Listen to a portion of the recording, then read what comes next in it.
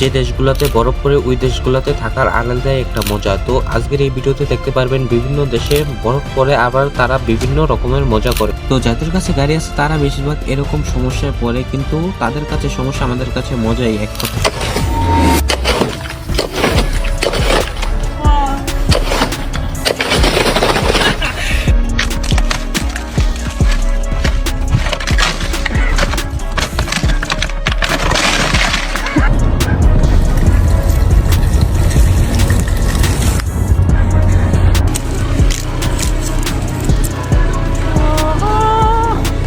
Ready? Ready?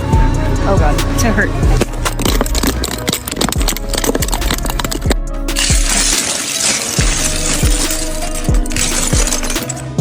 What is this?